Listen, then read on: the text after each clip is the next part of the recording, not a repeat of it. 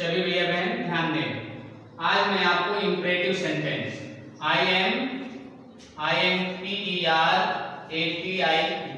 Imperative sentence imperative sentence में आपको passive voice पढ़ाने जा रहा हूँ। पैसिव वॉइस पैसिव वॉइस आपको पढ़ाने जा रहा हूँ। सभी भैया बहन ध्यान देंगे। आप सबको मालूम है कि पैसिव वॉइस में हमेशा मेन वर्ब की थर्ड फॉर्म लगती है। इसकी लगती है मेन वर्ब की थर्ड फॉर्म लगती है।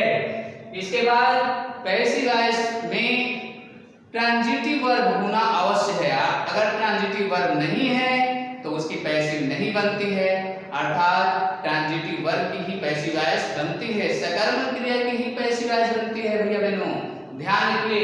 अब मैं इंपरेटिव सेंटेंस आपको बता रहा हूं। इसके पहले सभी सेंटेंसेस में वॉइस हम बता चुके हैं, पढ़ा चुके हैं, सबको याद है।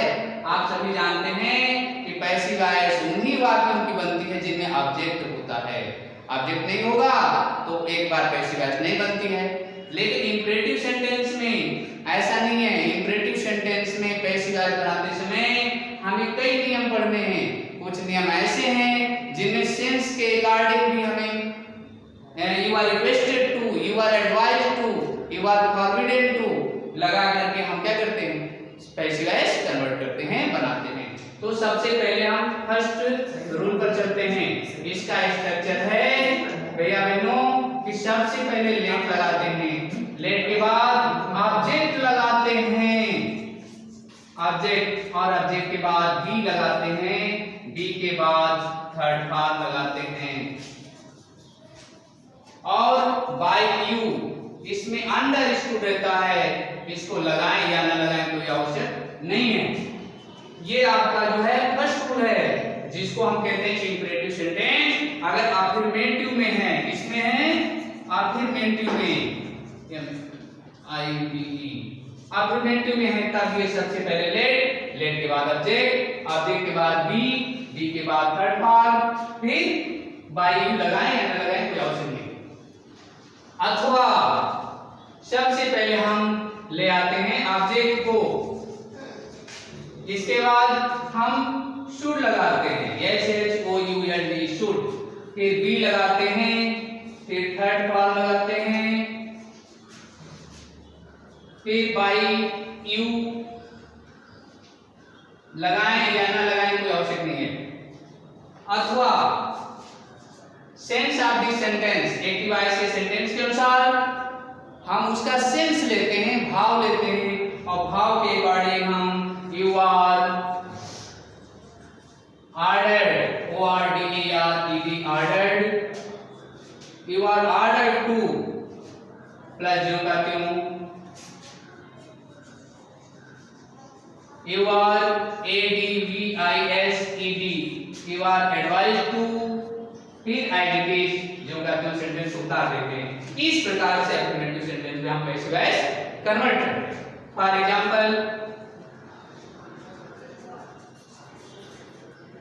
एग्जांपल जैसे एक्टिव वॉइस है, एक्टिव है तो एक्टिव में जैसे open the door, open the door, ये सेंटेंस इंपरेटिव का है। ओपन दी डोर, दरवाजा खोलिए। तो इसकी जब हम पैसिव बनाएंगे, इसकी जब पैसिव बनाएंगे तो जैसा हमने स्ट्रक्चर में लिखा है कि सबसे पहले क्या लगाते हैं, लेट लगाते हैं, लेट के बाद ऑब्जेक्ट लाते हैं। ऑब्जेक्ट इसमें क्या है, द डोर, क्या खोलो, दरवाजा खोलो। तो ओपन दी डोर, दरवाजा खोलो, क्या खोलो, तो ऑब्जेक्ट मिल गया द डोर, तो लेट द डोर हो जाएगा। इसके बाद ऑब्जेक्ट के बाद बी आता है, बी लगा देंगे। इसके बाद मेन वर्ब की थर्ड फॉर्म आती है, third form of the verb, अर्थात इंपरेटिव सेंटेंस के बाद क्रिया से ही शुरू होते हैं। तो इसमें ओपन शब्द वर्ब है, क्रिया है, ओपन की थर्ड फॉर्म होती है ओपेन, OPENED। इसी प्रकार सभी भैया बहन पैसिव वॉइस कन्वर्ट करेंगे, बनाएंगे। अगर कोई सेंटेंस नेगेटिव में है अगर कोई सेंटेंस एक्टिव वॉइस का निगेटिव में है, इंपरेटिव सेंटेंस का है, तो उसमें जो होता है बी से पहले नॉट लगाते हैं, अर्थात उसका स्ट्रक्चर इस प्रकार से होता है कि लेट, इसके बाद ऑब्जेक्ट, ऑब्जेक्ट के बाद नॉट, नॉट के बाद बी, बी के बाद थर्ड फॉर्म लगाते हैं।